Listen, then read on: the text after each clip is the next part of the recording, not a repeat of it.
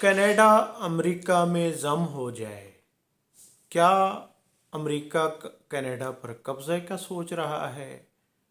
क्या अमेरिका के कोई ऐसे अज़ाइम हैं या ये सिर्फ ट्रंप की बढ़त थी? नाजरीन, ये बढ़त नहीं थी, इसका एक बहुत ही तवील पस मंज़र है। क्योंकि अमेरिका ने एक तवील अरसा तक रशिया से कोल्ड वार की है।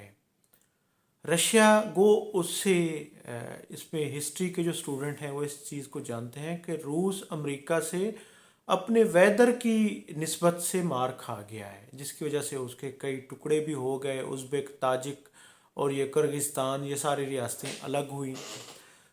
तो उसकी बुनियादी वजह एक तो रकबा था, एक उसका वेदर था।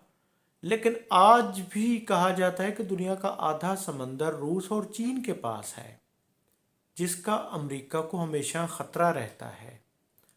और इसका इजहार इसी स्टेटमेंट में भी अमेरिका के जो सदर बनने जा रहे हैं ट्रंप, उन्होंने कहा है कि अगर कनाडा अमेरिका में जम हो जाता है तो फिर रूस और चीन के, ख़ास तौर पे चीन के उन ख़तरात से भी बचा जा सकेगा।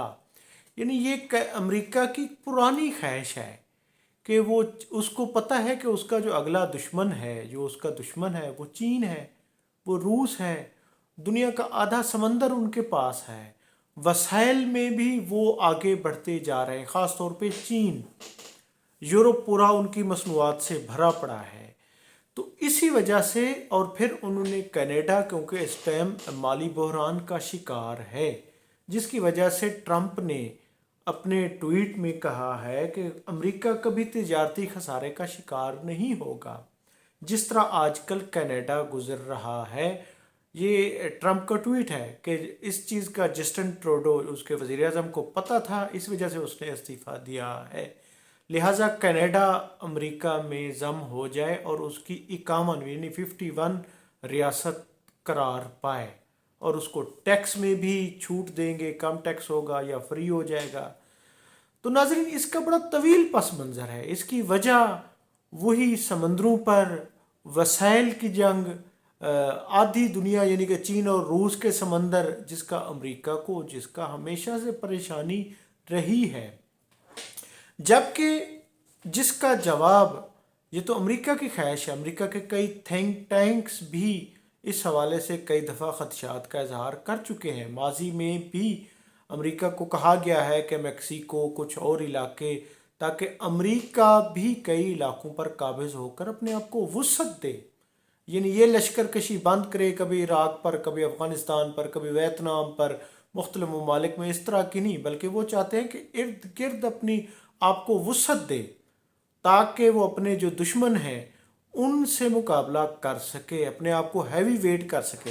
नाज़रीन, अगर आप अमेरिका को देखें तो इस वक्त उसकी जो आबादी है वो तकरीबन 34 करोड़ से है, और कनाडा को देखा जाए तो वो 4 करोड़ है।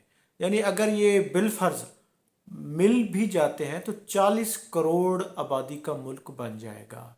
जबकि चीन और रूस तो 1-1 अरब तक फैले हुए हैं।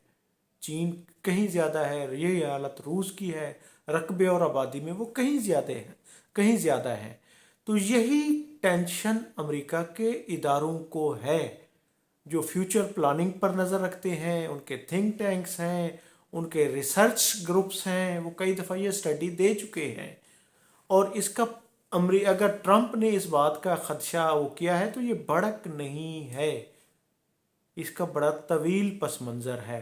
गो इसका कनाडा के वज़ीर आज़म ने, यानी जस्टिन ट्रूडो ने इसका जवाब दे दिया है कि कनाडा क़यामत तक अमेरिका में जम नहीं हो सकता। अमेरिका को पता ही नहीं है कि कनाडा की ताकत क्या है, ये जस्टिन ट्रूडो ने कहा है। तो नाज़रीन, अमेरिका की ख्वाहिश तो है, माजी से अब तक है, जो ट्रंप ने कहा है, क्योंकि उसको ख़तरात चीन और रूस से हैं, जो एक दूसरे के साथ बहम अब भी मिले हुए हैं, एक पेज पर हैं। और अमेरिका को, उसकी इकनॉमी बहुत मजबूत है, लेकिन फिर भी उसको ख़तरात चीन से ज़्यादा हैं। रूस के साथ वो यूक्रेन की मदद कर रहा है, तो इसलिए उसे यूरोप, उसे ख़तरा है। تو ناظرین اسی وجہ سے اس نے کہا ہے، یہ باقاعدہ آفر تھی کہ اب نہیں تو شاید مستقبل میں کینیڈا اس پہ سوچے گا۔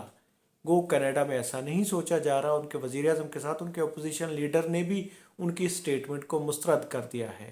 ناظرین میں ہوں عبدالرؤف روفی اور آپ اس بیان کا پس منظر، ہسٹوریکل پس منظر دیکھ رہے تھے جو امریکہ اور کینیڈا کے ضم ہونے کے بارے میں ٹرمپ نے کیا تھا۔